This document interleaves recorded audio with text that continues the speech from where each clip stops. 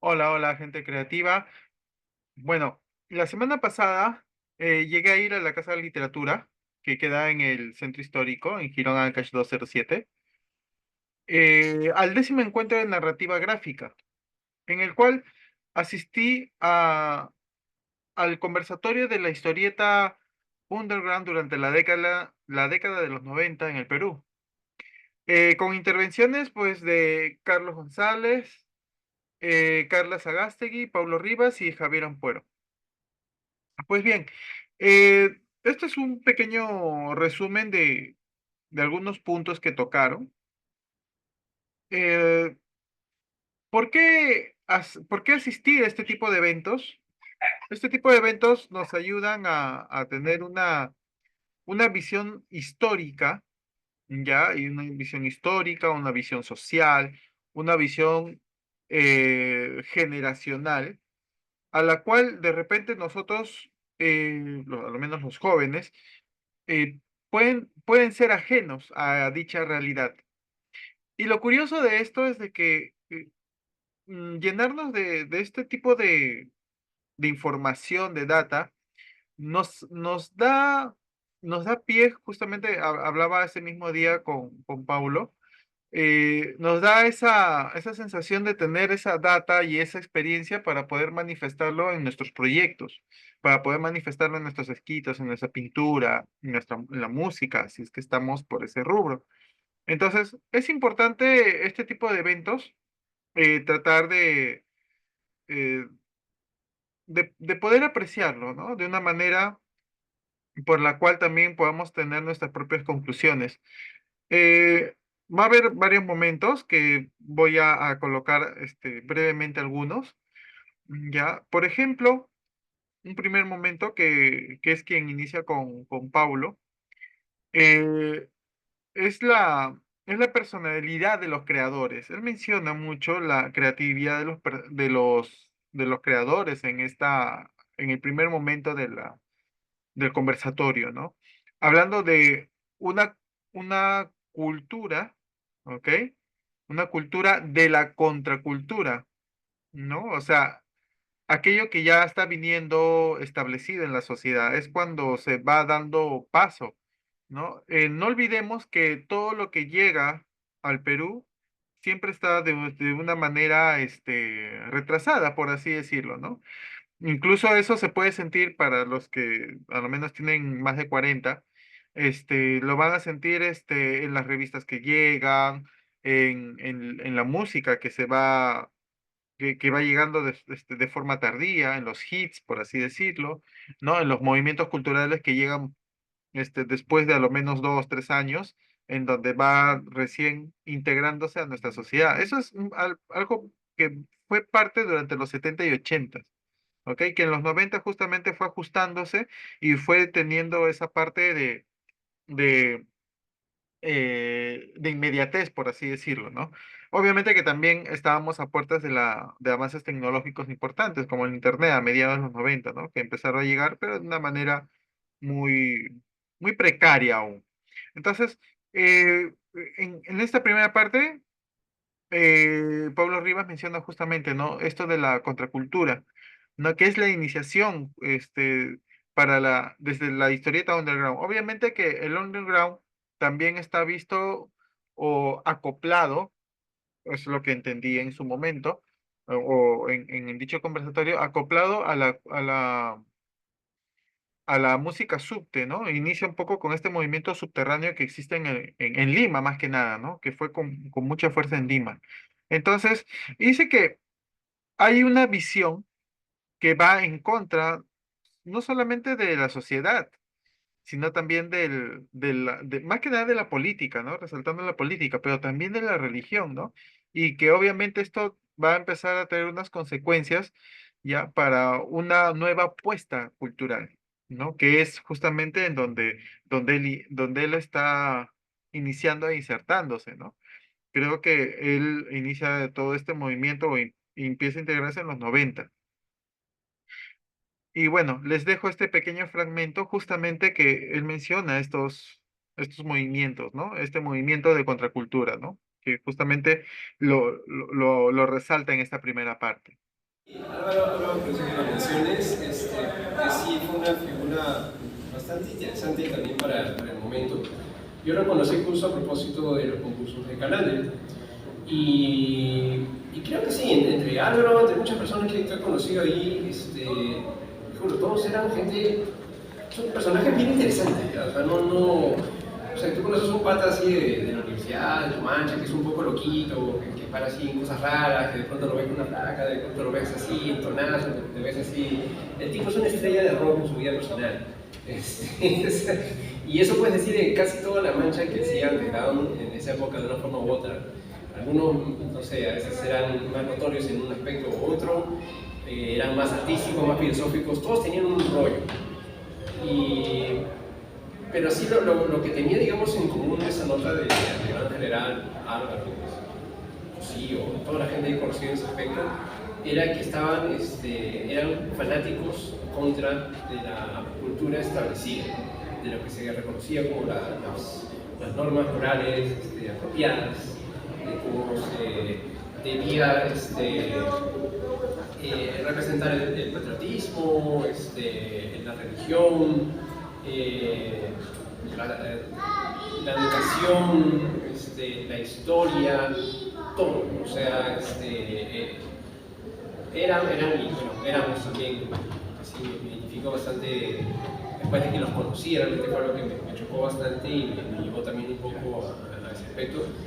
Eh, buscábamos, buscábamos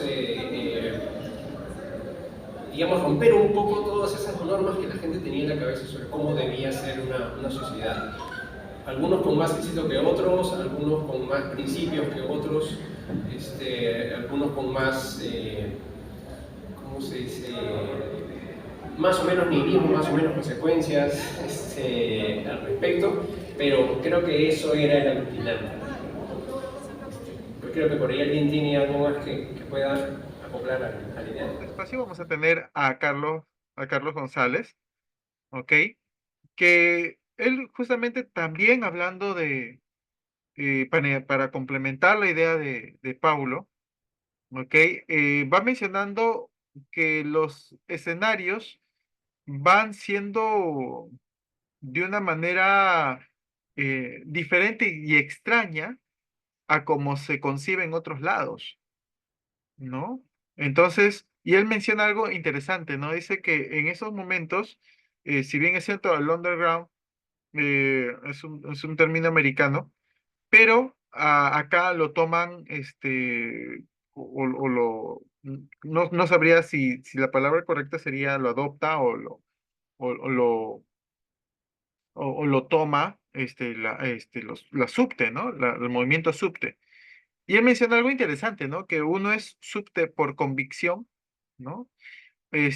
Por estrategia o por resignación, ¿no? Entonces, yo creo que hay una parte en donde, a mi entender, hay una parte en donde es por convicción porque es un estilo de vida, el cual yo quiero tomar, estoy llevando, estoy alineándome hacia ese estilo de vida, ¿no? Y luego también sobre estrategias, de repente, pues, el implementarse, el tener la movida, la gente, pertenecer a un grupo, porque era complicado en esos momentos, estamos hablando de los setentas y inicios, o sea, todos los 80 y los 90, ¿no? Entonces, es complejo encontrar estos grupos culturales, estos grupos sociales, estos grupos que tienen una visión diferente de repente a lo que nos presentaba la sociedad en ese momento, ¿no?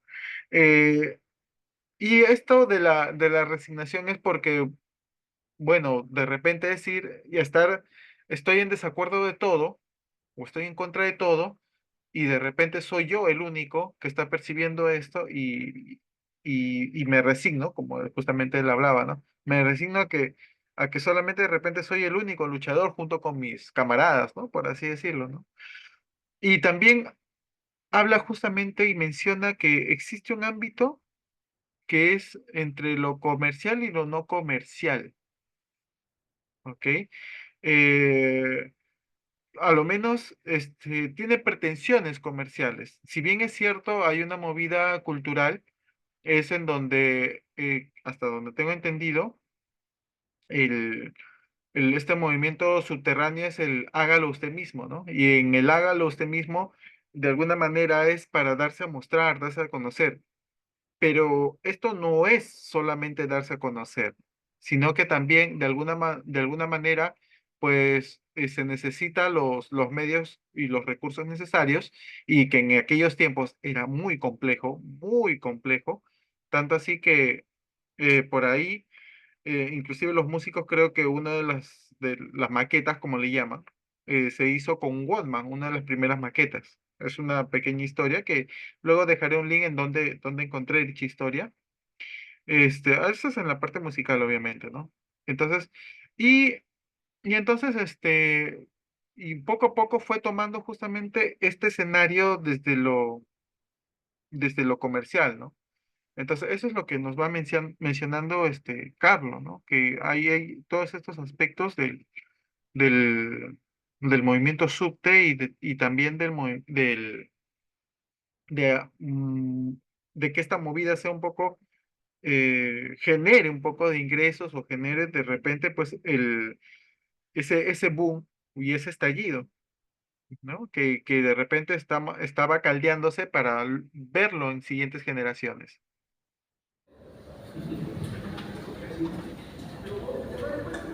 Eh, ya un poco mirando el lado underground, no lo veo tanto como lo que va en contra, como generalidad. O sea, quienes estuvimos en aquellas épocas, intenté ser parte de esa línea. Quienes estuvimos del lado de la producción, no necesariamente estábamos en contra, estábamos en un lugar porque no podíamos estar en el otro, tan simple como eso, ¿no? Entonces había que tener en cuenta una escena muy diferente a la actual y bueno, bajo esa mirada de época, hay que diferenciar lo que es subterráneo por convicción, lo que es subterráneo por estrategia, lo que es subterráneo por resignación. O sea, hay algo que termina siendo breve porque funciona breve, porque no necesita más que eso, porque el público es eso y se construye de esa manera. Entonces, no es algo que se estandarice o que tenga algún fin comercial. Hay algo que no puede ir más allá porque no le alcanzan las redes, no le alcanzan los medios. Entonces, ya son sus fotocopias, puede sacar tanto porque esto es lo que puede vender. Entonces es subterráneo, aspirando algún día a dejar de serlo. Y hay quienes no, quienes sencillamente van en contra de la masa porque saben que todo lo masivo, o creían saber que todo lo masivo era deshumanizante, ¿no? Que la masa era embrutecedora, que el sistema estaba mal. Por lo tanto, había que estar en contra del sistema, que era una posición masiva, por así decirlo, ¿no? Entonces, dentro de eso, pues vamos a tener que el lado de todo lo que fue subterráneo no era que abrazaba la misma bandera. Otra cosa simpática también es que lo que más se hizo en historieta en cantidad era de esa forma. O sea, no es que lo comercial existiera y lo no comercial como que le jugara en contra, no, la mayoría era no comercial. Algunas cosas sí tenían cierta pretensión de comercial o eran tan masivas que no podían no ser comerciales. Jesús salía semanalmente filtrando ilustraciones de humor, con tiras, algunas plagiadas, otras plagiadas a sí mismos, porque cada cierta temporada ellos mismos le daban la vuelta a la tortilla, y claramente era una producción comercial. Toño Tapia nunca decía que su tiraje bajaba de los 11.000 ejemplares semanales, entonces eso no podía no ser rentable. Entonces, y no es que estén yendo en contra de eso, pero sí un poco para entender que habían cosas comerciales. Algunas tiras por las cuales algunos autores recibían algo como profesión como trabajo profesional y se dividían en medios masivos y eran tiras de historieta, pues también están dentro de lo que es rentable, comercial, masivo, muy pocas, claro, terminan los noventas y es la época donde las tiras empiezan a despedirse, por así decirlo. La última de las noventas era la de Andrés Ederi, con Oscar Luchín, a fines. Carrie ya estaba despidiendo su combi asesina. Entonces tampoco es que había muchas tiras, pero también están dentro de lo que puede ser lo comercial, lo que podría entenderse. No es que se esté haciendo mucha plata ni que eso, pero se diferencian, ¿no? Hay cosas que eran tan masivas y tan grandes y que redondearon en el siglo XX en términos masivos, que también están para ponerlos al otro lado. La historia de Latinoamérica desde los niños de Juan Acevedo es una producción de tirajes envidiables, inmensos, distribuidos internacionalmente, en volúmenes de lujo, algo que hoy no se ve tan lejano, pero en aquellas épocas era algo insoñable. Las traducciones que tenían, los países en los que estaban, pero no es que eso era el patrón de lo que había en lo comercial, no es que eso es lo que estaba allí y tampoco tenía el mismo sabor.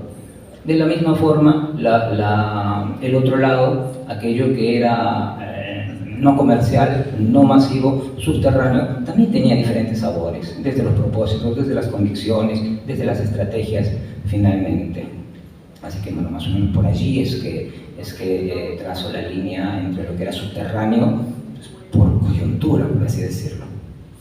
Acá Carla Sagástegui, ¿no? Nos comenta que el cómic industrial, entre los 40 más o menos, ¿no?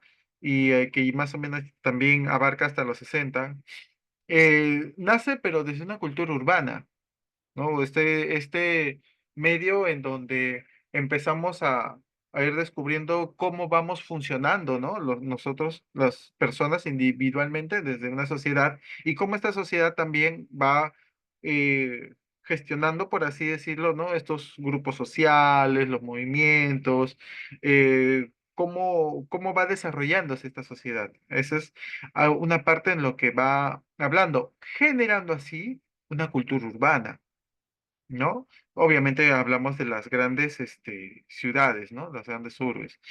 Para luego volverse en un pensamiento independiente. Es decir, que pasamos desde un ámbito grupal a un ámbito individual, ¿no? En donde cada persona va a ir formando y va a ir teniendo de repente esta concepción personal, ¿ya? De cómo contrastarse a esta sociedad, cómo poder verse en un espejo y encontrar de repente sus diferencias o sus igualdades, creo yo, desde ese punto de vista, ¿ya?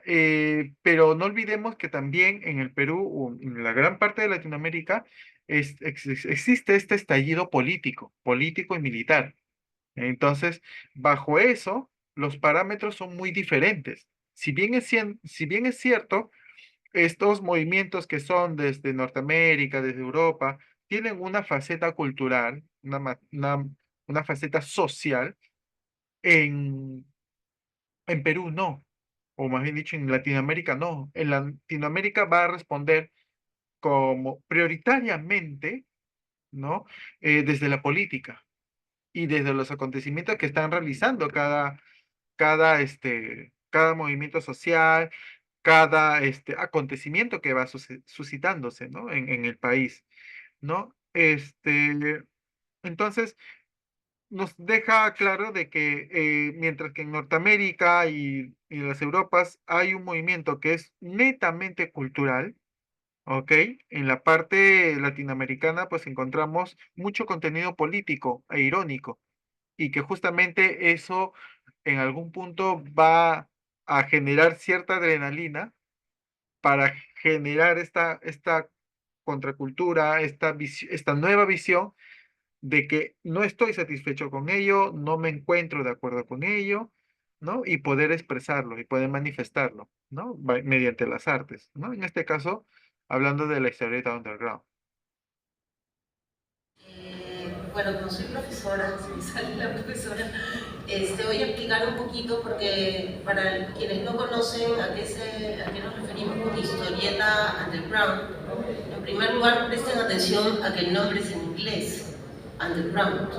Acá en Perú se llamaba cultura subterránea o cultura subte, ¿no? Era el término más utilizado. ¿Por qué hago hincapié en eso? Porque, y un poco creo que Carlos se ha estado refiriendo un poco a ello, vamos a poner como ejemplo Estados Unidos, ¿ya? Estados Unidos ha tenido una época de oro de la historieta, ¿no? La de los superhéroes en los años 40, 50, 60, o sea, ha sido una producción de historieta increíble, incluso desde los 30 se podría decir, ¿no? Había además un apoyo del Estado, era parte de una política hacer tanta historieta porque se necesitaba la gente entretenida ante la crisis, la guerra, lo que se vivía.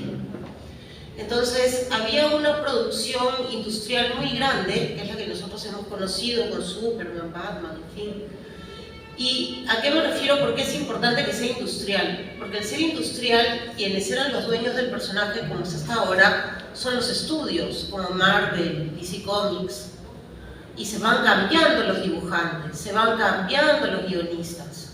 Entonces, no es que alguien sea dueño de Superman. Superman le pertenece a la agencia y los demás van trabajando. ¿Por qué hago esa acotación? Porque cuando surge el fanzine en Estados Unidos, sobre todo en California, que es el lado donde va a aparecer primero, es en la época de mayo del 68, que es un cambio cultural muy grande que se va a dar en el mundo, donde los jóvenes de alguna manera van a imponer su cultura urbana, además, una cultura que es muy distinta a la del sistema oficial. Y en el cómic se va a manifestar porque la publicación es independiente, es decir, la publicación es del autor, y ahí sí lo que importa es el autor. Lo que importa es Robert Crumb haciendo su historieta, no importa la agencia. Ese cambio es un cambio muy importante porque le da libertad creativa al autor, tanto estéticamente como temáticamente. No me voy a meter en las discusiones profundas que hubo entre el machismo de Crumb y las primeras mujeres feministas haciendo fanzines de mujeres, pero esos fanzines fueron maravillosos y fue como la mujer entró a la historieta en Estados Unidos, a través del fanzine, ¿ya? Eso es algo muy importante. Ese movimiento va a llegar de alguna manera al Perú, pero no va a llegar en los 70s. Nosotros en América Latina teníamos otra historia en los 70s. En los 70s América Latina estaba llena de dictaduras, acuérdense. Argentina, Chile, Perú era el único diferente porque tenía Velasco, pero igual había control de los medios de comunicación. Todas las dictaduras habían tomado el control de los medios de comunicación. Entonces, la manera de contrarrestar no puede evitar ser política. A diferencia de la norteamericana, que es más cultural en el fanzine, en América Latina se va a optar por revistas como Monos y Monadas. ¿Se acuerdan las Monos y Monadas de 1979? Aparecen estas revistas en Chile, en Argentina, en Brasil, en Perú, que están en contra de la dictadura, que se están levantando. Entonces, hay un perfil antisistema, pero es un perfil antisistema distinto al norteamericano porque acá hay una cuestión política latente. Lo que va a ocurrir es que la cultura subte se va a desarrollar en el Perú, y les recomiendo mucho este libro de Shane Green, 7 interpretaciones de la realidad subterránea, que es un estudio sobre ese proceso. Es que en realidad, como a nosotros se nos vino el conflicto armado, ayer se murió Fujimori, se nos vino el conflicto armado encima, en 1980 empezó, ¿no?, con las elecciones en Chuschi. El país de alguna manera va a perder el control, va a venir además toda esta crisis económica que va a dar paso a que surja el neoliberalismo. Entonces, la verdad que era una situación muy complicada y la historieta se va a volver un medio de protesta cultural, político, y va a ser sumamente importante porque el sistema estaba en manos de los que estaban asesinando tanto o más que Sendero Luminoso. Porque en los últimos estudios ya se ha visto que era 50-50 la cantidad de asesinados por ambos bandos, ¿no? Menos de lo que decía la Comisión de la Verdad, pero la misma cantidad.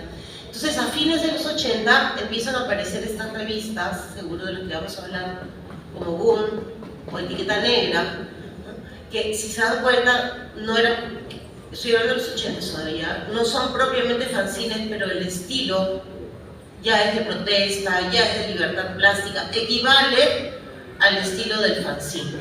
Entonces, cuando a fines de los 80 aparece la cultura underground, aparece no solamente en la historieta, porque va ligada con los conciertos, se vendía mucho en los conciertos. Entonces aparece también con la música subte, aparece también con el arte urbano, ¿no? Aparece harto arte, por ejemplo, el fanzine del Valle y Troncoso. Es decir, que el fanzine se vuelve un medio que cruzaba la música, cruzaba las artes plásticas, la historieta, y que era la manera de desafiar el sistema. A lo largo de ese tiempo, algunos también se van a seguir, van a estar como Crash Punza entre fanzine, revista, ¿no? Dándole lo que se vendía en la colmena también. Entonces, hay una cultura que abarca mucho más que la historieta, que es la cultura de aquel momento. Eso como contexto para que se pueda ubicar. Eso.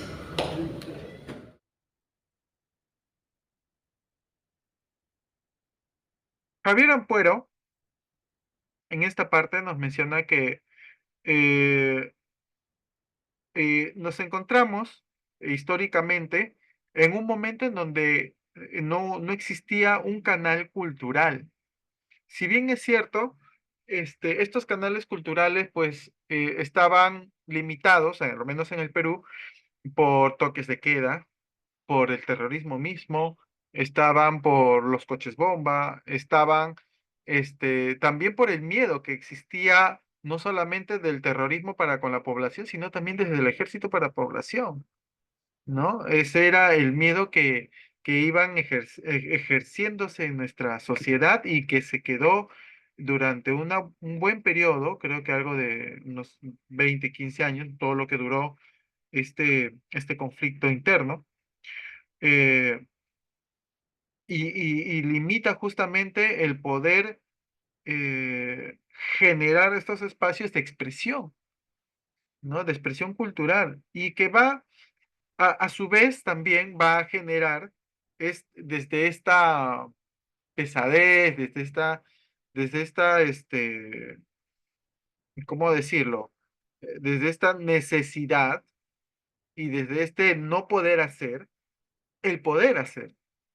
¿No? Y que va a ir generando justamente estos espacios que va a ir en contra de estos momentos históricos y que reitero, va a ser como la adrenalina que le va a dar la fuerza necesaria para ser gestora, a lo menos a todo lo largo de los años 80, ¿no? Hasta creo que inicios de los 90, ya que esto también va a ir de alguna manera madurando de una manera histórica. ¿No? Este, las, las diversidades que van a también aparecer en los 90 porque es de repente en los 90 en donde va a existir una mayor diversidad desde lo que son los estilos de la historieta underground, porque estamos tocando eso, el tema de la historieta. Entonces van a tomar diferentes estilos, mientras que de repente todos los 80 se tenía el estilo pues del cómic, ¿no? Muy marcado, o inclusive por ahí tintes de la historieta europea, ¿no? O el estilo europeo. Sin embargo, es cuando en los 90 es cuando empieza a ya difundirse también los estilos como el manga, ¿no? Empiezan a llegar al Perú con una fuerza y que esto también hace de que absorba este tipo de eh, este tipo de estilos, este tipo de estilos, en donde van a apoyar a una mejor manifestación también quizás para las personas que estaban interesados en sumatoria de estas ideas fuerzas y que van justamente desde la contracultura, ¿no? ¿No? Y la parte de los canales, que es, si en los 80 no habían canales y eran muy escasos, fue de repente en los 90 en donde recién empezaban a haber una difusión de estos cómics estilo underground. Yo recuerdo Yo recuerdo de manera muy latente el diario El Chesu, por ejemplo, ¿no? Que toma la posta en, no sé, no recuerdo muy bien si entre 93, 94 empieza a aparecer y es una gama de cortos, ¿no? En donde existe la sátira, la sensualidad, la jocosidad, ¿no? Basándose en nuestra sociedad, ¿no? Y con términos muy propios de nuestro país, ¿no? Desde el Perú. Entonces, empieza a exponerse justamente este tipo de productos. Desde diarios y revistas, porque también había revistas, ¿no? Del entretenimiento, pero con toques sin dejar de lado la política, sin dejar de lado los aspectos de coyuntura, ¿no? Y la parte social, obviamente, ¿no? A ver, en los años 90 impulsamos este concurso que mencionaba Tocayo Javier, desde el 93 hasta el 99. Es decir, entramos en una etapa en que probablemente la noción y la práctica de ciudadanía era subterránea.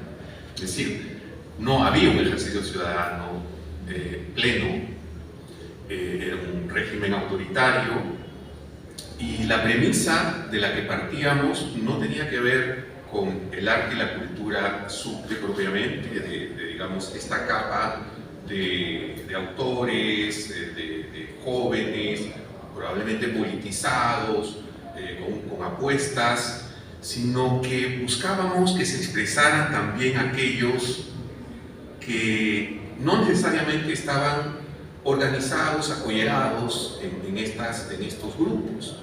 Buscábamos también, porque pensábamos que habían otros jóvenes, incluso de menor edad, que tenían cosas que decir y cosas que expresar, que tenían vida cotidiana de la que no se hablaba, que tenían preocupaciones, faltas, ideas, y que tampoco se expresaban por esta collera subte, obviamente, ¿no es cierto? Entonces, este concurso lo que buscaba era llegar a que se expresaran todas las personas menores de 24 años, me parece que era el rango, ¿no? Y tendimos además a tratar de bajar más aún la edad, para que se expresaran chicos y chicas que estuvieran en la escuela en esos años, que estudiaran en la escuela. Hay que recordar que en esas épocas no había, como ahora, la proliferación de redes sociales, internet, es decir, no habían esos canales por donde difundir masivamente lo que yo sentía en mi habitación, lo que yo sentía mientras iba al mercado, no había por dónde expresarlo hacia otros, ¿verdad? Y entonces lo que buscamos hacer fundamentalmente es abrir un espacio de encuentro. Un espacio de encuentro donde quienes sintieran que podían expresar en historia sus vidas cotidianas, siendo menores de 24 años, lo hiciesen. Y que esas historias se pudiesen difundir. Y si uno revisa las historietas, fueron alrededor de 2000, me parece, las que se presentaron a estos concursos entre el 93 y el 99, uno va a ver que son temas de los más diversos, estilos de los más variados, algunos que podrían decir sumamente siguiendo los cánones más comerciales, otros que tiraban más hacia la expresión del manga, o otros que tenían un estilo más europeo, otros más de superhéroes, y otros también absolutamente marcados por esta cultura underground, todos expresados y todos con esta posibilidad de encuentro. Yo creo que, digamos, probablemente lo más importante que se pudo hacer con esta experiencia ocurría no solamente en las páginas que luego se publicaban o se exhibían, sino en esta posibilidad de tejer vínculos y relaciones entre chiquillos y chiquillas de 15, 14 años, con otros muchachos y chicas ya de veintitantos, con más recorrido, con autores que eran parte de los jurados, ¿verdad? Como Juan, como Julio Polar, como autores también como Malca en el campo más de la literatura, en fin, digamos que era como una posibilidad en los 90 de congregar, sin marcar que tenías que tener un estilo, una temática, una apuesta determinada, sino que se pudiesen expresar la diversidad de posibilidades, de nuevo, en un contexto en que ser peruano, ser ciudadano, era lo realmente subterráneo.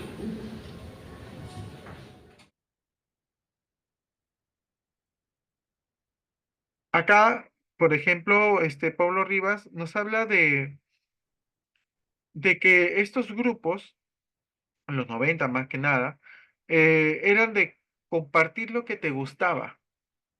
Y el mismo hecho de compartir lo que te gustaba era también entrar a un tema de comparación, ¿no? A un tema de poder compartir, de comparar un poco los trabajos y la visión que iban a tener, ¿no? Y que, por ejemplo, este, iban a aparecer también los fanzines, ¿no? Iban a aparecer los fanzines que eran de talla personal, de pocas páginas, pero que de alguna manera y poco a poco fueron llegando eh, a, a tener esta posta, ¿no? Por ejemplo, en los conciertos underground que me mencionaba Pablo justamente cuando terminó este conversatorio, nos fuimos caminando y él me decía, ¿no? Antes era ir a la movida, ¿no? Que eran los conciertos, y llevar los fanzines y decir, bueno, acá hay esta revista, a ver si te gusta, si te agrada, ¿no? Los fanzines de cómic, porque también hay fanzine revista.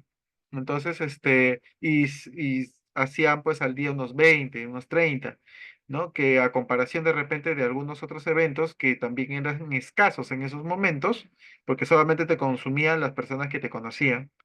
Entonces, empieza a haber este intercambio de historias, estos espacios, a lo menos como decían, los conciertos, en donde se podía ir y se podía intercambiar o vender tus fanzines, ¿no?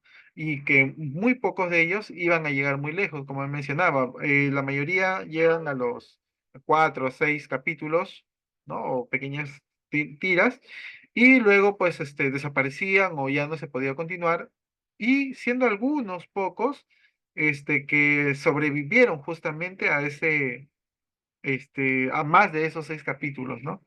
Y eso es un poco lo que me comentaba este, lo que me comentaba cuando íbamos caminando. Aparte de ello, en el conversatorio menciona lo siguiente, habla de que es a veces, este cambio de contracultura es a veces ir en contra inclusive de aquello que hemos ido absorbiendo en los colegios, en las academias, en las universidades o en algún lugar formativo.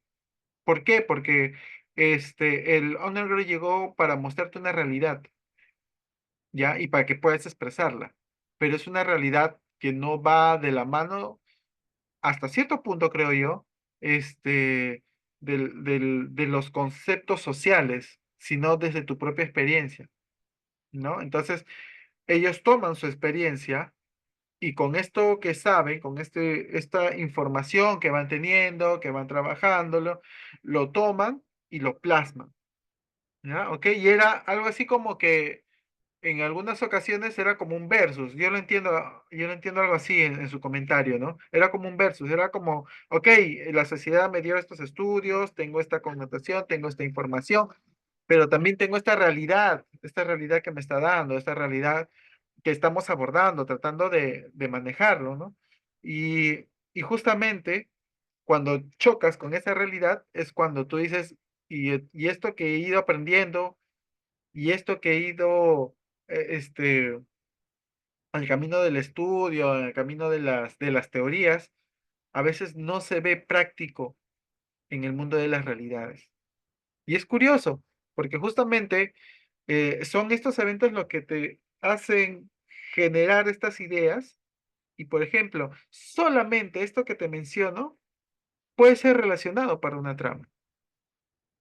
Eso es un ejemplo. Por algo, a mí me gusta hablar de procesos creativos, porque cuando en algún momento alguien habla de algo, estamos discutiendo de algo, conversando de algo, empezamos a generar ideas, ¿ok?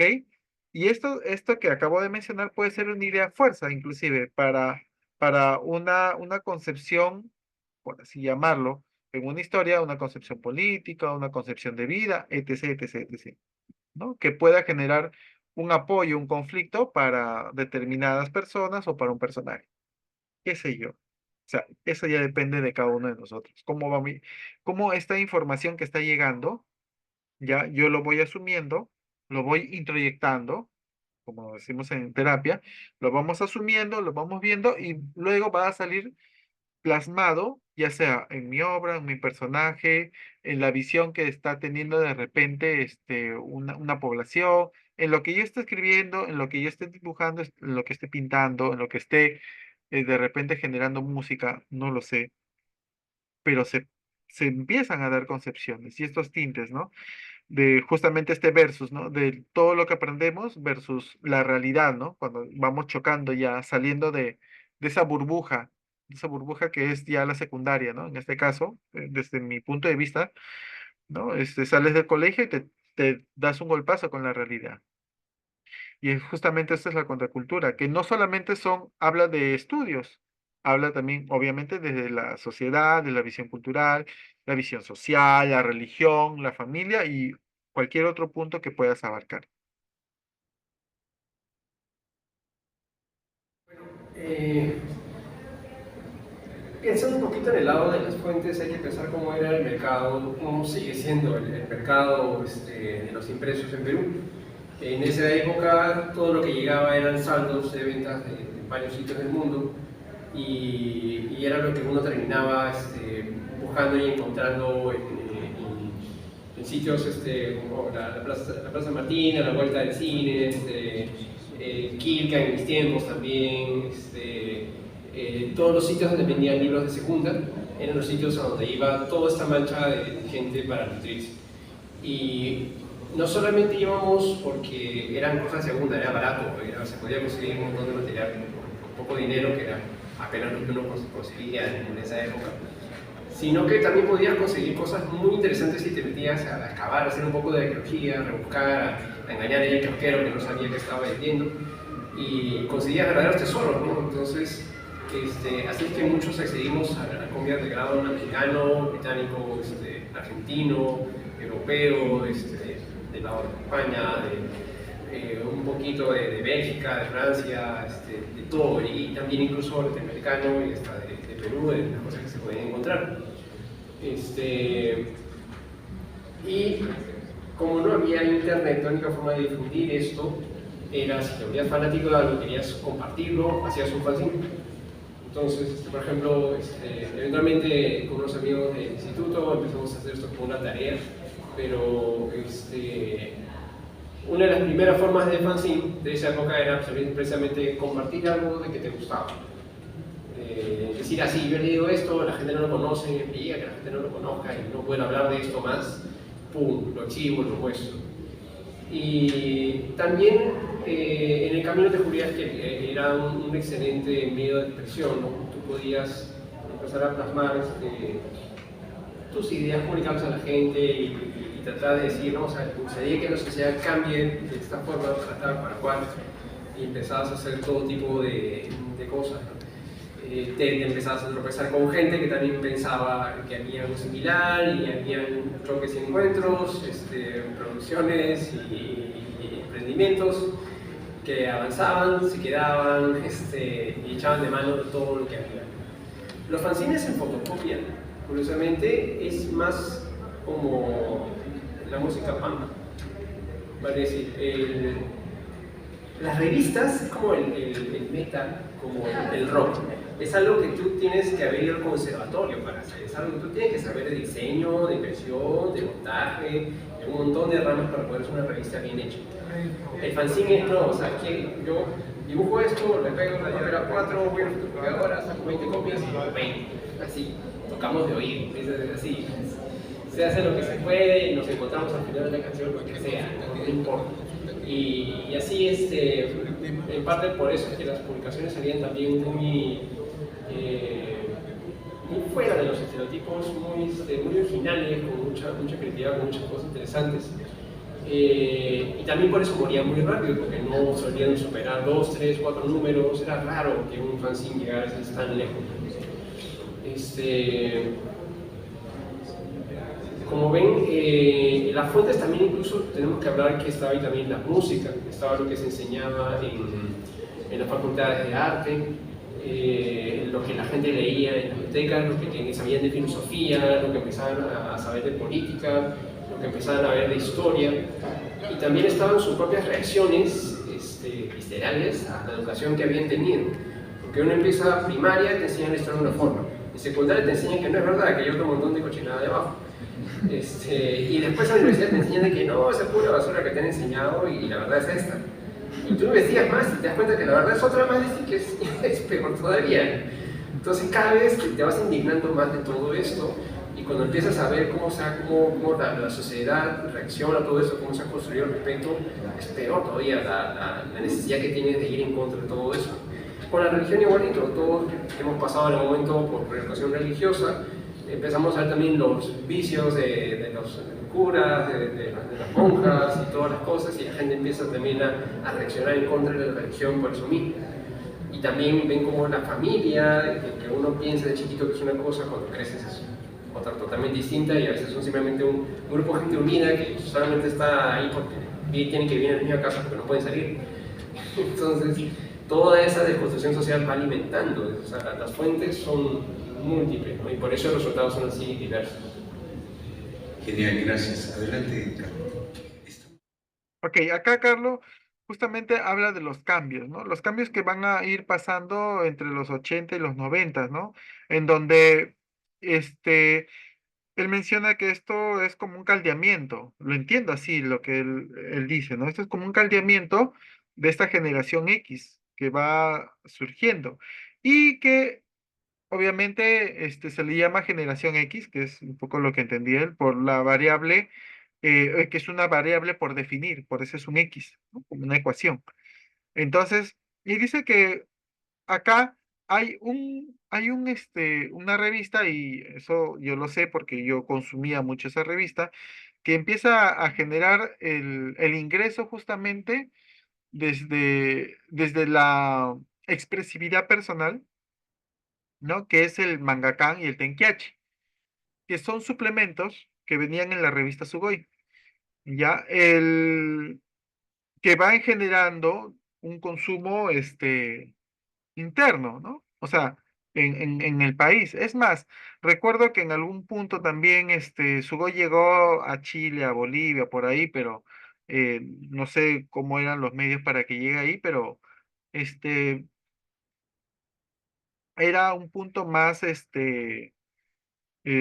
más de diversión, más de ficción. Recuerdo que el mangakán, el primer mangakán que yo tenía era muy gracioso, muy divertido, ¿no? Hasta ahora los tengo ahí, algunos algo descuidados, pero que daban esa irreverencia, tocaban factores algunas veces políticos, pero con su toque de humor.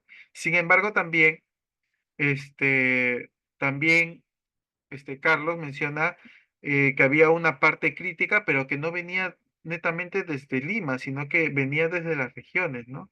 Como era, si no me equivoco el nombre, Chillico, que iba a dar que iba a dar paso también a que estas voces desde las regiones sean tomadas en cuenta, ¿no? Y también hablaron y mencionó Carlos también esto de la generación Calandria, que eso también sería un buen punto porque no estoy muy enterado de ello. Sería interesante hablarlo con Pablo, quizás que me pueda apoyar en ello, ya que, sin más no me equivoco, él perteneció a Calandria o sí entiende un poco mejor al grupo, ¿no? Esa generación Calandria.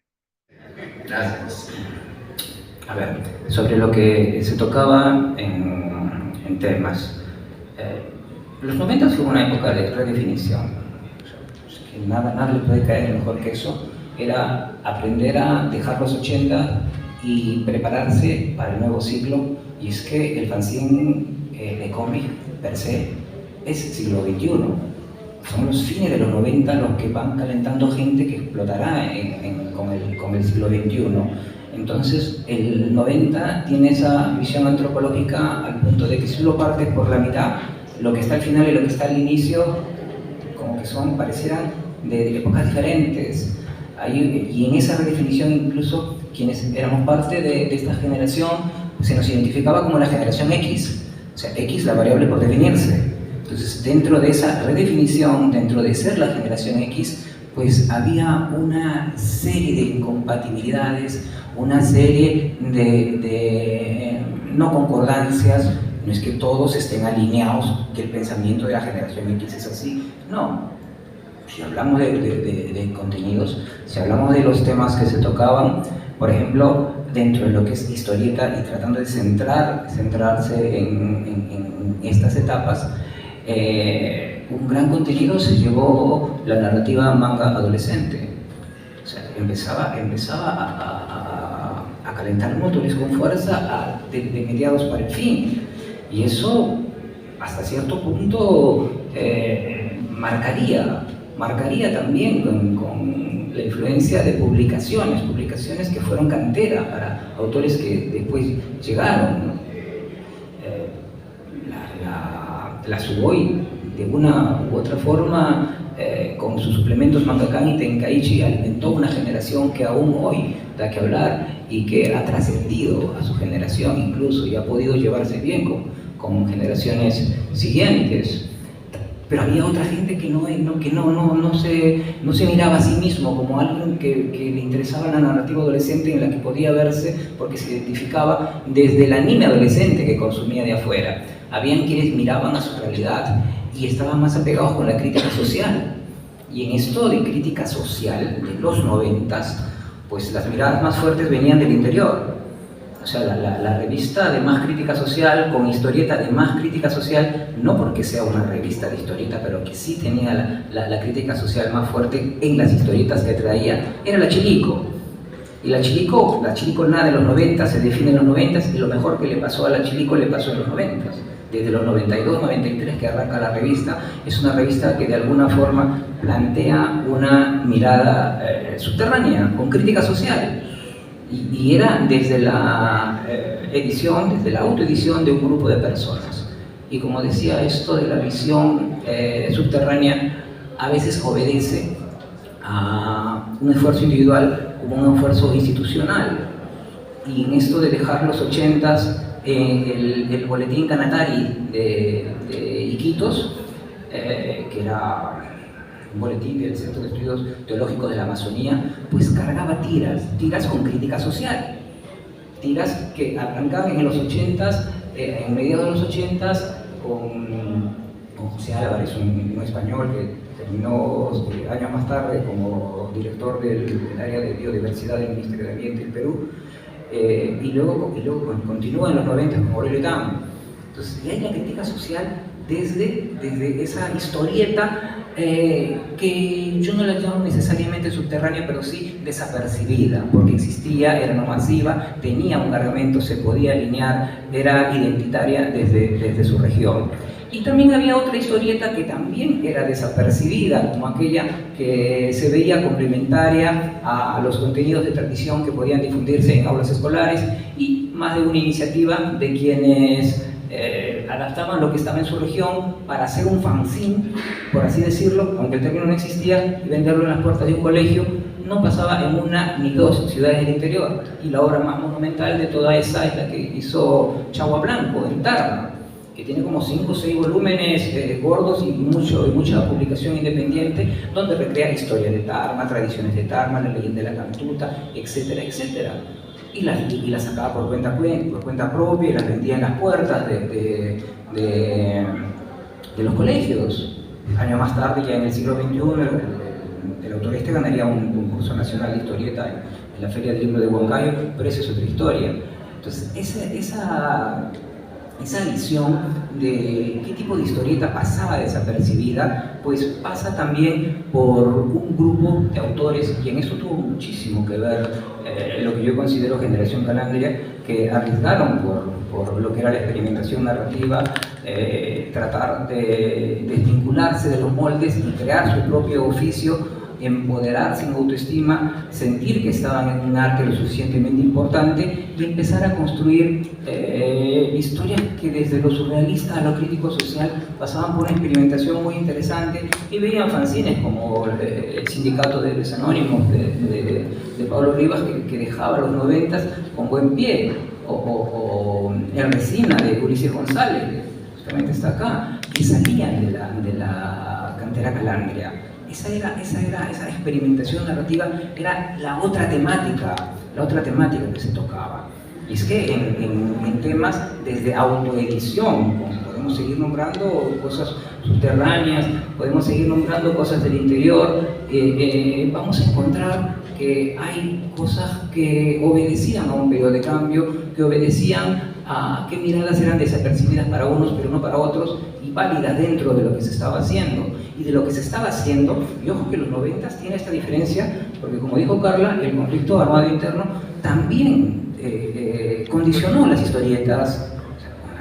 Una de ellas, quizás la menos leída, pero no por ello menos importante, es la que hizo a inicios de los 90 Julio Polar, Batalla de Molinos. Batalla de Molinos, esta que cuenta el enfrentamiento armado en Jauja, entre una columna del MRTA y el ejército. Y él lo recrea a inicios de los 90 en una historieta que no era masiva, era desapercibida y no era de autor, era por un grupo que le era suficiente que se moviera dentro de ese círculo. Esa es la historieta que de alguna forma estaba haciéndose, y este documento histórico, más allá de con qué ojos lo veamos, no deja de ser testimonial, no deja de ser un documento antropológico para entender todo un proceso desde los actores, y que además fue hecho por un brillante autor nacional como fue Julio Polar, uno de los grandes que hemos tenido. Ese tipo de complejidades, ese tipo de búsquedas, de alguna forma son los años 90 y de alguna forma son nuestra mejor preparación para lo que vendría después, que son, pues, a mi parecer, los tiempos mejores.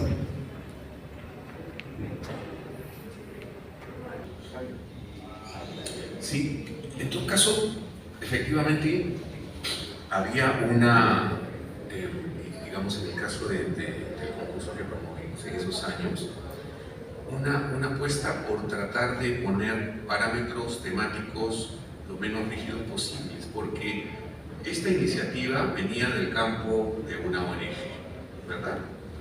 Y por lo tanto, es frecuente que entonces se planteen temas tipo, en esos tiempos, la paz, el diálogo, etc. Lo que nosotros buscábamos era que pudiesen encontrar en la página en blanco y pudiesen entintarlas con las cosas que estaban viviendo. Entonces planteábamos temas tan amplios como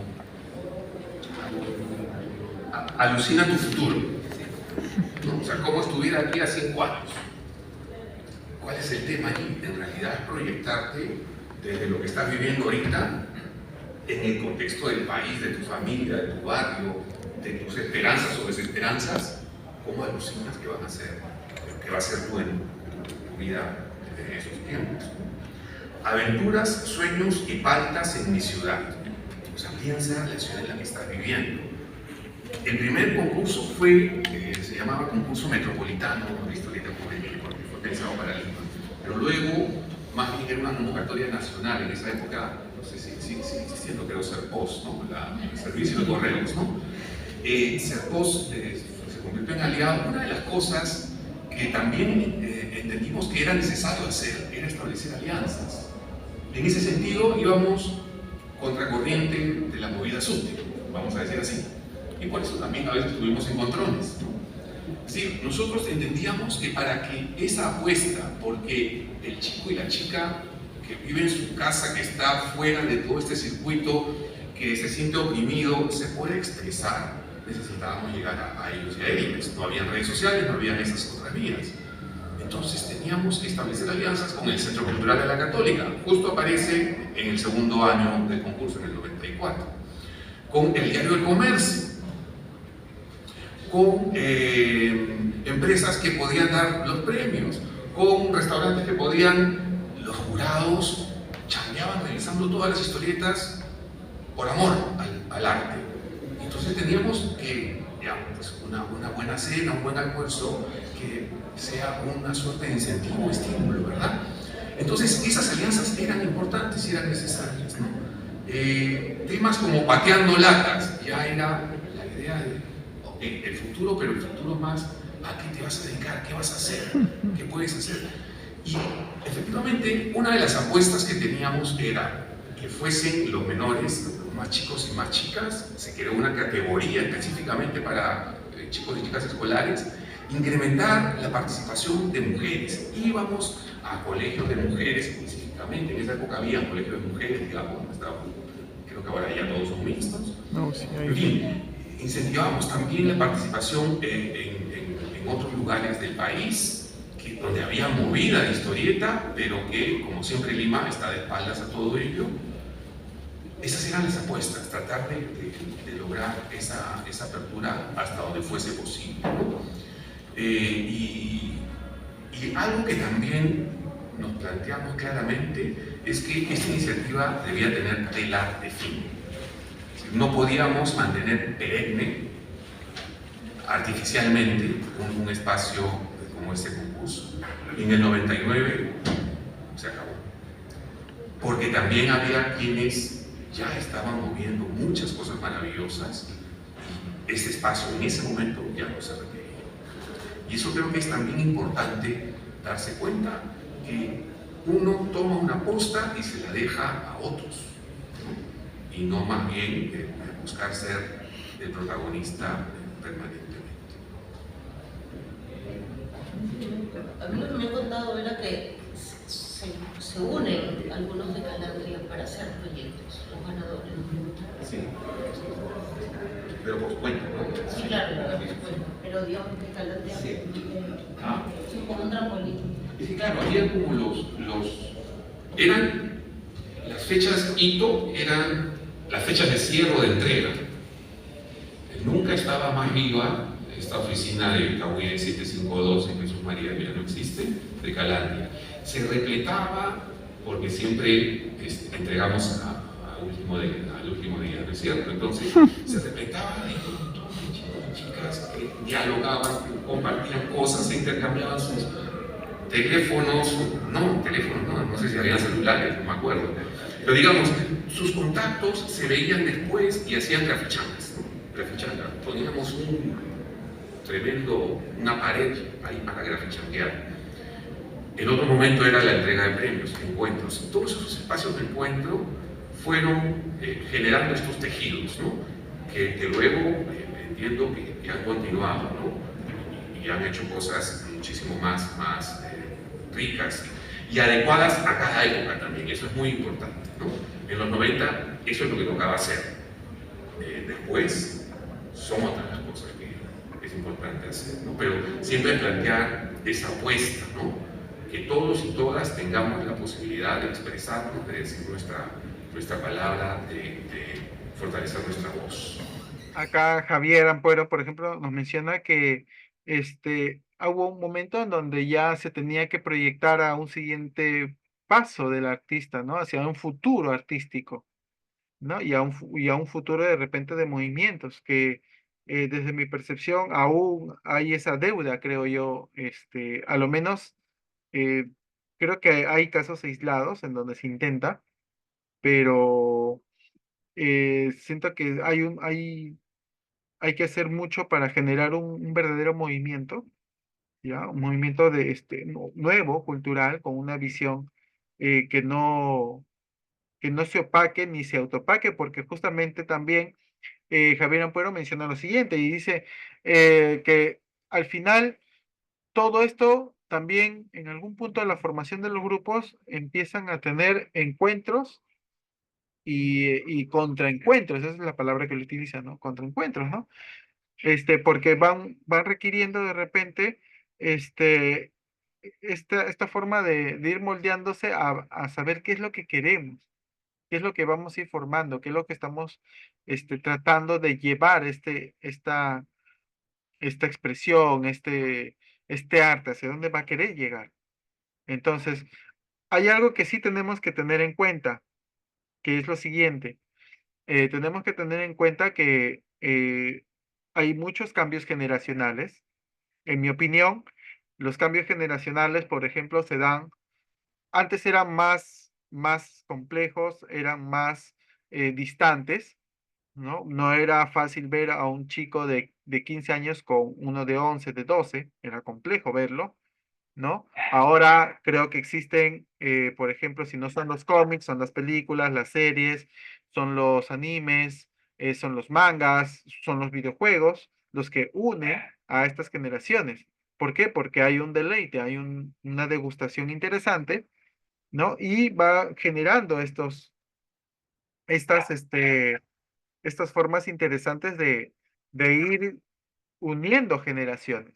Y es bueno ello, pero también entendamos que hay generaciones que no van a comprender, ¿ok? A otras generaciones, ¿no? A otras tendencias que se ha tenido, a otra forma de ver, o otra visión que se pueda tener el que está creando de repente un contenido nuevo.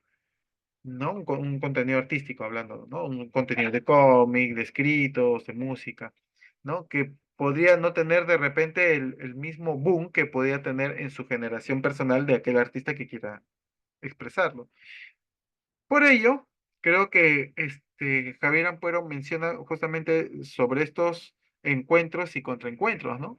Porque siempre van a aparecer dilemas, siempre van a aparecer de repente concepciones a las cuales no estaremos tan de acuerdo, pero que al final de todo suma.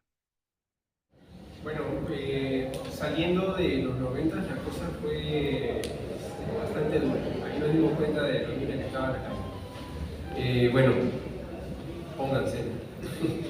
Fue el día que descubrimos que no se podía vivir de la historieta, que no había editoriales, que no había gente que supiera hacer cómics y que muchos de los emprendimientos que habían eran una trampa para bobos, ¿no? O sea, hacían trabajar. Y de hecho, el nombre de esa editorial Perro Muerto partió de ahí porque fuimos un grupo de gente que tantas veces nos hicieron el Perro Muerto, la editorial, un montón de gente, hasta el comercio, o sea, de todo el mundo nos hizo Perro Muerto de una forma u otra. Y dijimos, sí. Y dijimos, no, ¿sabes qué? Mejor hacemos el Perro Muerto nosotros. Y vamos a hacer que esta palabra signifique otra cosa distinta. Y por eso fue que empezamos a reunirnos primero para dibujar en mancha y después para publicar también en grupos y aprovechar también eventos en grupos y también cada uno con su publicación, a veces cada uno en mesa aparte, a veces todos en la misma mesa. Y también un poco ver qué era lo que quería el nuevo público. Nos sorprendió incluso que el público de los 2000 fuera también muy nostálgico de los 90 y nos dio el pie a sacar cosas que ya habían publicado antes, hacer debuts y cosas por el estilo. Entonces, ya de ahí cada quien se empezó a abrir por los campos que encontró más rentables, por las ciudades incluso que encontró que los recibían mejor. Entonces me estaba acordando de Martín, que justamente lo conocí gracias al concurso de Canandia. Me acuerdo que él fue uno de los primeros que se animó después de que terminó la premiación a acercarse al podio y decir, oigan, quiero hacer un grupo para publicar, para dibujar con otra gente, no sé, hacer iniciativa, algo, ¿no? Y pucha, yo vi que ya este loco se mete en camisa de balas, ya sabes que te ayudo, ya viejo, así que ya hablamos con él, decía para, conocimos a otra gente más. Y él ahorita está en Valencia, me acabo de enterar que ya tuvo su hija, su esposa, todo chévere por allá.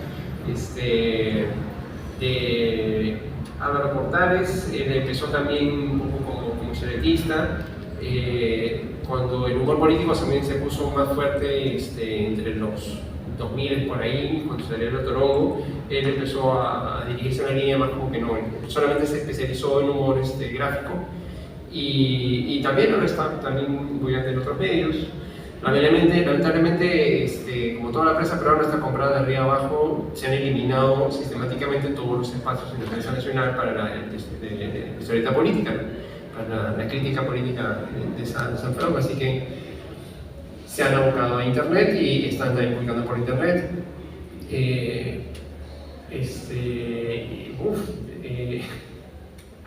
Andrés Zeteri, por ejemplo, también salió de Calandria para publicar en El Comercio, en Somos, tenía su tía, ¿cómo se llamaba?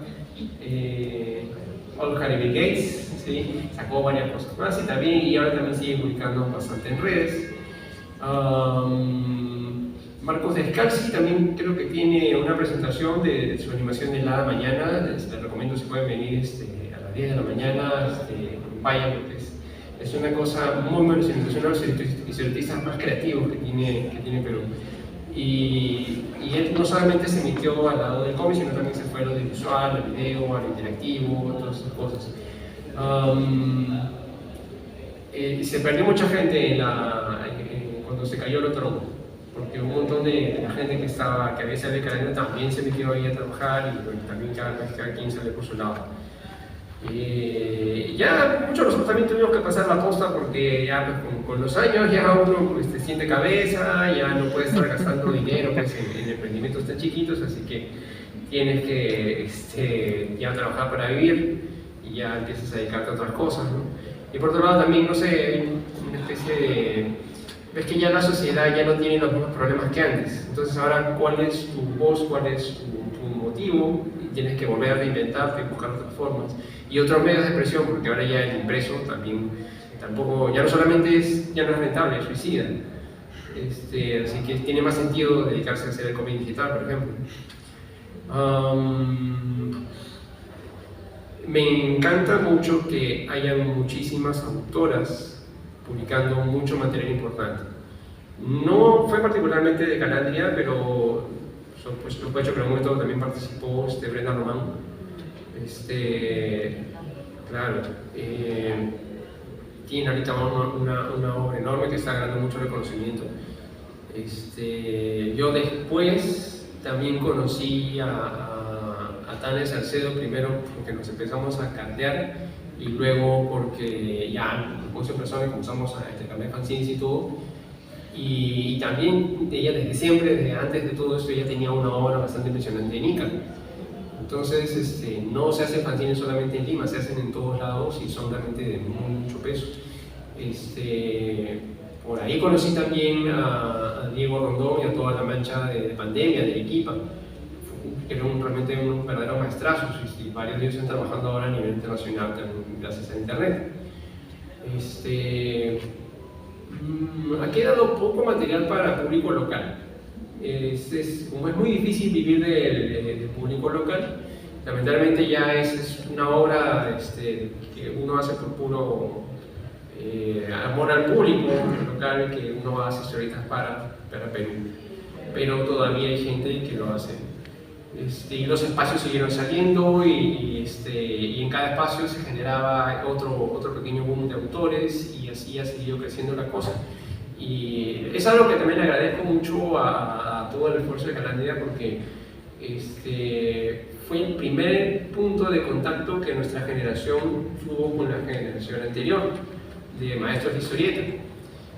Se había perdido después de la dictadura de Velasco todo el contacto con la historieta que se había hecho antes de esa época.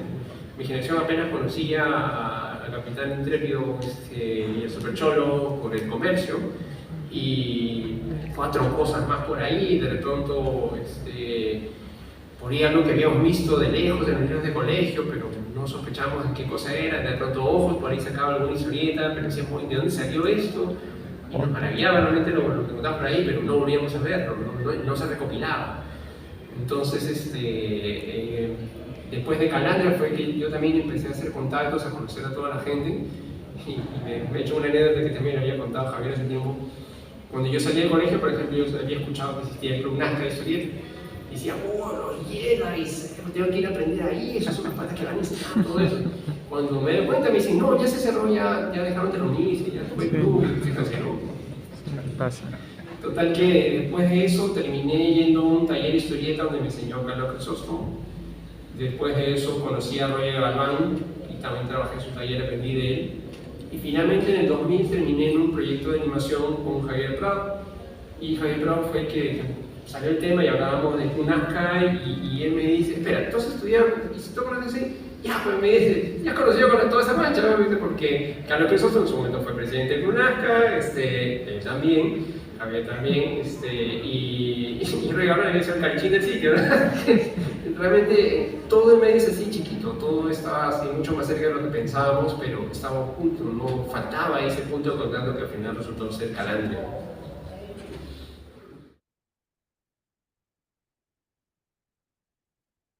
Acá, Paulo, por ejemplo, Paulo Rivas nos menciona lo siguiente, ¿no? Dice que a finales de los 90, más o menos, dice que los emprendimientos eran de alguna manera interesantes, pero que muchas veces no, no eran tan saludables, por así decirlo, ¿no? Acá en Perú le llamamos como que eran algo truchos, ¿no? Algo falsos. Te daban, te prometían el oro y el moro, pero después no veía ello. Y por eso justamente él toma la decisión de que, como lo hacían, la expresión, ¿no? El perro muerto, entonces ahora ellos eran perro muerto y por ello así se llama su editorial, ¿no? Entonces, eh, eh, empieza, empieza justamente, menciona, ¿no? Que empieza a cambiar ya ese sentido de editorial, ya, de editorial, hablamos un poco desde lo tangible, ya, para pasar a lo tecnológico, ¿ok? Ya que los 2000 en los 2000 ya se venía de repente esta ola de tecnología que se fue afianzando recién entre el 2005 y 2008. Creo que fue un punto en donde se afianzó mucho más la tecnología y empezamos, a lo menos en Perú, siento yo, creo yo, de que se pudo difundir de mejor manera un producto, ¿no? Desde lo digital. A lo menos, eh, creo que, como él menciona, lo impreso, como él menciona, lo impreso ahora es algo que es de locos, es lo que siempre menciona, ¿no? ¿Por qué? Porque antes el fanzine él decía, no, era un trueque, te cambio tu fanzine por mi fanzine, y así había esa retroalimentación, ese feedback, ¿no? Después era el precio, ¿no? Los precios, los costos, o sea, son pequeños detalles que iban dándose en el cómic underground, ¿no? O en los cómics en general de aquellos tiempos de los 90, ¿no? En donde ya estaban dándose estas, este caldeamiento que también ya mencionaba Carlos, ¿no? Este caldeamiento ayudó justamente a ver, ajustar precios, ajustar editoriales, la edición y todo ello, ¿no? La visión empezó también a cambiarse, ¿no? Y empieza este, a generarse, el cierre de las opiniones políticas en los 90. Eso también él lo va mencionando y lo va plasmando, ¿no? ¿Por qué? Porque en aquellos momentos ya había una política muy cerrada, muy reacia a que vayan en su contra, ¿no? Estamos hablando pues de ya fines de los 2000, ¿no? Con la tercera reelección de Fujimori, ¿no? La reelección. Entonces, y esto ya con el tiempo, ya pasando los 2000, empieza a aparecer el diario, por ejemplo, un ejemplo es el Otorongo que él menciona, ¿no? Y que fue justamente a renacer de la historieta desde la política. Es más, miren, ¿no? O sea, esta evolución, cómo ha ido hablando desde los 70, 80, ¿no? Que eran bajo coyunturas políticas, ¿no? Para luego de repente en los 90 tener algo de libertades, algo de calma, no tomar de repente tanto lo político, sin dejarlo de lado, obviamente, pero no darle tanto escenario, ¿no? Para poder diversificar. Y llega un momento en que tanto se fue tan diverso que de repente, hasta donde logro entender lo que mencionaba Paulo, en algún momento se dejó de lado lo político, ¿ok? Y se iba a ir retomando, retomando hasta que llegó pues esto del poder y ¡fu! Lo cierra, lo corta. Y luego es después cuando sale de poder Fujimori, empiezan a aparecer ya muchos referentes políticos, ¿no? Tanto que es una, como él menciona, ¿no? Es una lástima el sentirse de que se perdió, por ejemplo, la revista Torongo, ¿no? Que es una revista netamente político, de corte político, ¿no? En donde ves todas las ilustraciones que son geniales, ¿no? Y entonces él menciona esto, ¿no? Este cambio esta trayectoria, perdón, desde lo político. Y justamente hay una reinvención, él menciona esto, ¿no? Hay una reinvención que es el paso desde el papel, ¿no? Desde el papel, las grapas, ¿no? Y todo ello a lo digital. Entonces, es para tenerlo en cuenta, ¿no? Cómo esa evolución en nuestro país ha ido cambiando. Es más, esto tiene de repente, para tener una explicación mucho más compleja, para armar debates y todo ello. Pero es bonito e interesante.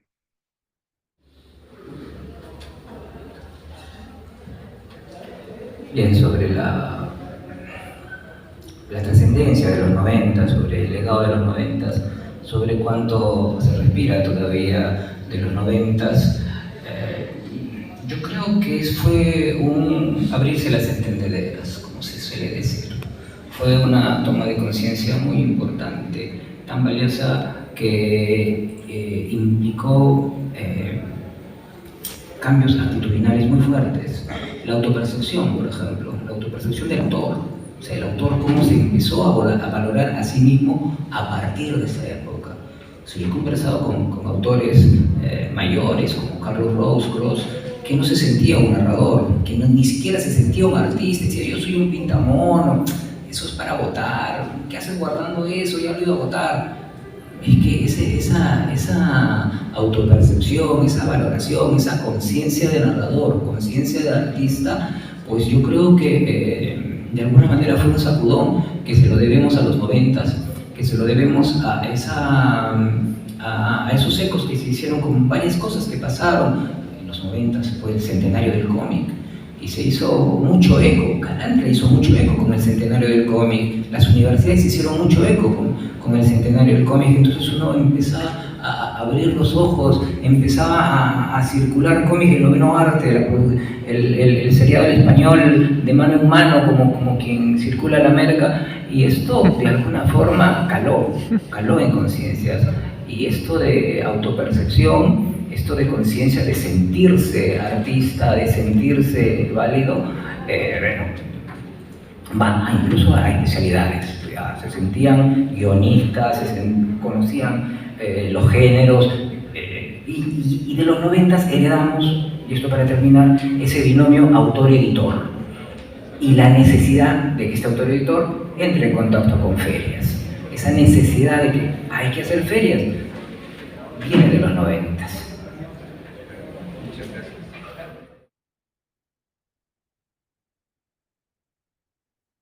Acá, Carlos González nos dice lo siguiente, ¿no? Creo que nos menciona que hay una mejor preparación, ¿ok? Ya después de este caldeamiento, ya en los 2000 hay una mejor preparación de los autores. Es más, muchos de ellos de repente no necesariamente desde una formación, ojo, ¿ya? ¿Por qué? Porque existe una autopercepción del mundo y de la realidad. No olvidemos que menciona también justamente, ¿no? Esta, esta realidad que es necesaria para poder afrontar aquellas críticas que nos vamos generando ante lo que vamos viendo después de haber salido de repente del colegio o cuando hemos pasado alguna situación muy fuerte de repente en los 80, ¿no? Entonces, y esto empieza justamente, él menciona, ¿no? En el centenario del cómic, peruano, ¿no? Y empieza el sentir de los artistas, empieza a tener de repente sus estilos, a ir ya teniendo una diversidad más sólida, ¿no? Y generando también obviamente sentimientos que son válidos, sentimientos válidos para la demostración de esto que nos quieren dar a conocer. Algo muy importante es de que mientras que en el underground todo era con la libertad y venia del que lo escribía o lo realizaba, ya acá existe, como él menciona, el binomio, ¿no? En donde nacen los autores, ¿no? Y los editores. Nace esa, esa combinación del trabajo. Si bien es cierto, de repente en los 90 no era tan fuerte, pero ese caldeamiento ayudó a dar pase a los autores y a los editores, a ese binomio que necesitamos para poder tener una obra ejemplar o una obra a lo menos acorde a los estándares, ¿no? Por así decirlo. Si bien es cierto, tienes libertad y todo ello, pero también mucho de esto con el tiempo va a responder a cierto estándar. Si no es artístico, de repente de temática, eso es lo que en algún punto también quiero ir descubriendo en este camino, ¿no? Y sigo descubriendo, porque en algún punto también vamos a hablar de cómic, vamos a hablar de muchas cosas, pero por ahora, lo dejo ahí, ¿no? Una cosa más que también mencionaba era el nacimiento de las ferias. Estas ferias que ya van, este, un poco apareciendo en el plano cultural, ¿no?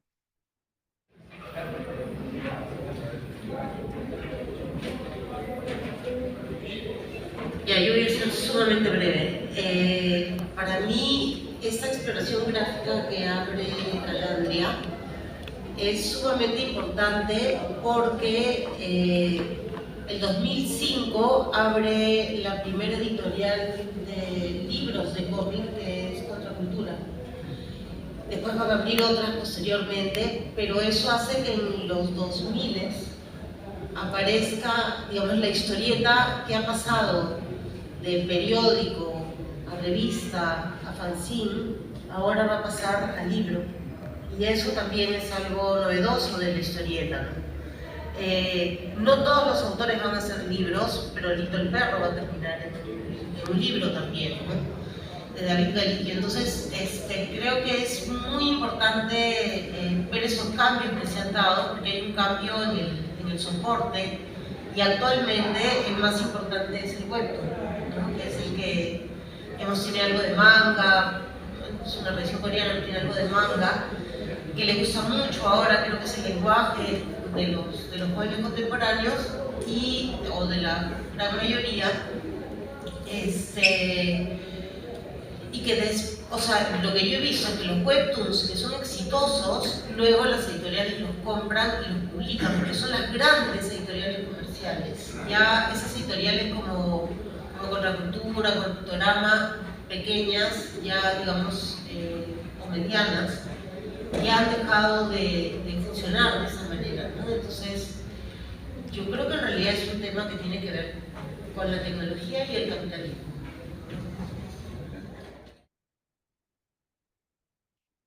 Acá, por ejemplo, Carla nos menciona lo siguiente, Carla Sagasti nos menciona lo siguiente, ¿no? Que es el proceso del fanzine.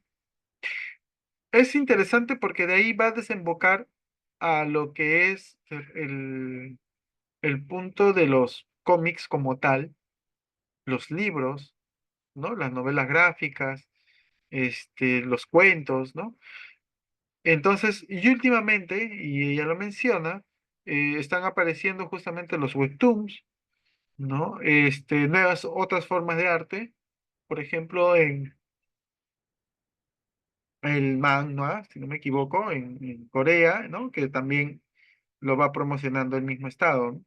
Entonces, y esto se vuelve una vitrina, ¿ya? De consumo, ¿ok? Que al final nos volvimos consumidores de cultura. No olvidemos, ya para ir cerrando un poco la idea, o para cerrar esta idea, no olvidemos lo siguiente. El Perú durante mucho tiempo ha sido un pueblo desde mi opinión, mi punto de vista y como peruano, he sufrido.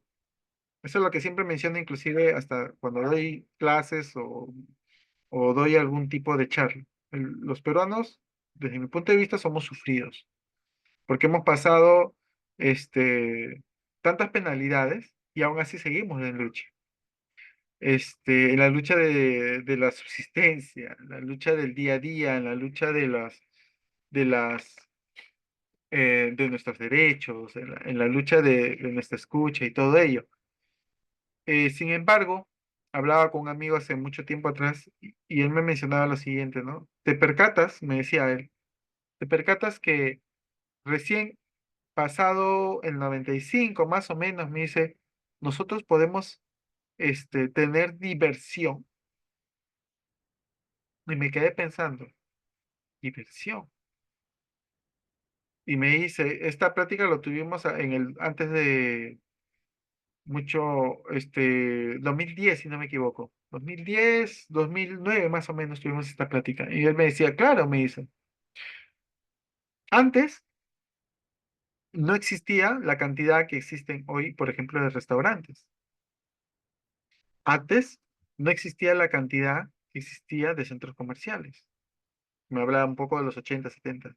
Antes no existía la variedad, ¿ya? De cosas culturales. Antes no existía el llamamiento, las formas, las convenciones, los festivales que hay ahora. Eran muy limitados, pero ahora los hay. Hay espacios en donde ir generando estos tipos de consumo. Ya hablando un poco netamente, ¿no? Del, de la parte de la adquisición de un producto cultural de repente. Y es cierto, ¿no? O sea, viéndolo de retrospectiva, pues en los 80 no era posible encontrar un festival, ¿no? Si es que de repente ya pues tenías que irte después de toque de queda. Entonces, o que esté con militares a los costados, ¿no? O cerca, ¿no? O con la policía, o con la PIP en esos tiempos. Entonces, son cositas que uno se va percatando y que mediante el diálogo va a ir generándose ideas, va a ir generándose cuestionamientos y que estos cuestionamientos, justamente, no olvidemos que esto es para hablar de procesos creativos y son estos cuestionamientos lo que necesitamos para poder integrarlos en nuestras obras, para poder plasmarlos, ¿no? Para que luego quede un legado de la idea que tuve yo de estas concepciones que estoy teniendo en cuenta y que no solamente es aplicable para mi vida social o para mi vida cultural, como quien dice, para conocer, sino que también va a trascender mediante lo que yo voy a ir expresando con esto que estoy teniendo para mí, para conmigo. Y es bonito porque este, va apoyando y va diversificando de repente aquello que nos va causando algo de trabas y esta visión que tenemos, por ejemplo, un ejemplo, lo ponemos a un personaje, esta visión de querer mover el mundo, ¿ok? Y entonces, y súmale eso a lo que tú ya tienes de repente mapeado con tu personaje. Con todo esto que te he mencionado, no solamente no solamente es data, no solamente es cultura de cómic, no solamente es cultura, es empoderarse del conocimiento. Y este empoderamiento del conocimiento es para poder luego trabajarlo. En mi caso, el trabajo de Guillermo, hay que jugar con eso. Hay que ver cómo encaja. Y es complejo, no te voy a mentir, no es fácil, es complejo. Pero con el ejercicio, con los ejercicios necesarios, de repente vas a ir viendo de que todo lo que tú consumes, todo lo que tú escuchas, todo lo que tú ves, todo aquello que ingresa por tus cinco sentidos, por tus percepciones de los cinco sentidos, suma a tu expresión final, que es la obra en la cual tú estás trabajando, desde el arte en donde tú te encuentres. Y solamente ya para cerrar, desde el espacio en donde tú estés, sean las letras, la música, el dibujo, las expresiones audiovisuales, en donde tú te encuentres, siempre vas a necesitar sumar conocimiento. Y eso te va a ayudar también a mejorar las visiones de lo que tú estés creando, de lo que tú estés pensando hacer, ¿no? Y hay que tener esa humildad y esa sencillez, creo yo, de poder decir, ok, creo que es momento de intentar algo que de repente hasta este punto no me ha funcionado y voy a hacer las variantes, sin tener miedo al cambio. Es más, el encontrarnos en en nuestra comodidad a veces nos limita a ver otras cosas. Y cuando siempre estamos cambiando, moviendo las perspectivas, aparecen cosas interesantes. Y se los digo por experiencia. Ya para ir cerrando, solamente decirles que por favor pongan like si les ha agradado el video, eh, compartan, sigan en las redes, también estaré dejando. Estoy aprendiendo en el camino, tengo que ser muy sincero, pero quiero, quiero difundir, quiero aprender, quiero conocer mucho más. Y si es al lado de ustedes los que ven este video, enhorabuena. Y nada, darle las gracias por tomarse el tiempo de ver este video y nos vemos la otra semana. Un abrazo y muchos éxitos para todos.